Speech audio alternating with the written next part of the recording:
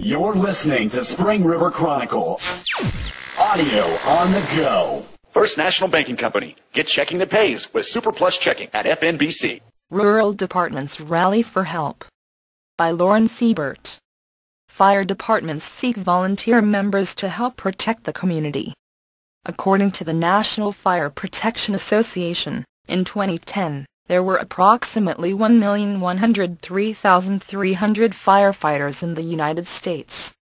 Of those, 335,150, 30% were career, and 768,150, 70% were volunteers. In recent years, the percentage of volunteer firefighters has dwindled throughout rural departments, making it increasingly difficult for departments to ensure their districts are protected. All volunteer fire departments struggle to get members, especially younger members, said Wilford Assistant Fire Chief Wayne Lester. Most of the members on a fire department are the older ones, because they either have the time or make the time. Most of the volunteer firefighters, 95%, are in departments that protect fewer than 25,000 people, and more than half are located in small, rural departments protecting fewer than 2,500 people. All rural fire departments need enough people that they can change out during the fight if they have to, said Lester. We have gone to brush fires with just 3 to 4 people there, and when you fight a fire for several hours we're worn out, but you can't just stop fighting the fire.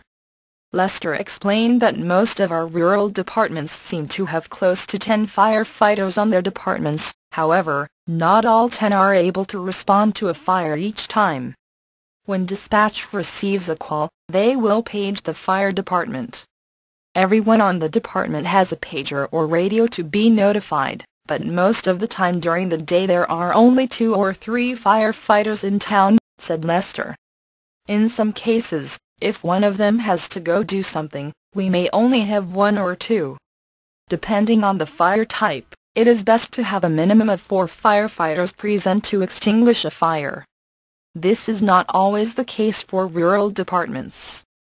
If there is a house fire, and someone is trapped inside, 1 firefighter cannot go in alone. There has to be at least 2 because of safety issues. They must enter in teams, said Lester. 2 enter with tanks, and if they run out of oxygen preferably there are 2 more standing by, to enter and take over. Other obstacles rural fire departments are facing is that even though there are other departments nearby, relatively speaking, which are able to aid during a fire, many of them are experiencing the same shortages in volunteers. A lot of times even when you call in another fire department they will show up with just a truck for backup water, said Lester. Sometimes you get lucky, and they show up with a truck and a couple of people and you have help. Other times, during the day especially, because people are at work, they will show up and there will be a truck in them, and between the 2 of you there may be enough people to fight a fire. Lester explained that firefighters don't just extinguish fires, they perform a multitude of services to the communities. We do everything from putting out fires to directing traffic. We will respond to EMS emergency medical services calls, lift assist and first responder calls, said Lester. On any given day a firefighter could run into all kinds of scenarios. For example, someone who was injured in an accident, or maybe they just fell down, or have had a major heart attack or a stroke. We are not limited to fires, it could be anything.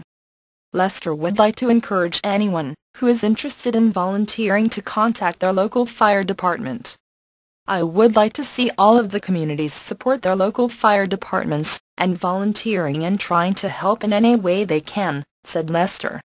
All of the fire departments will welcome just about any help, and, as far as members joining it would really be a major help.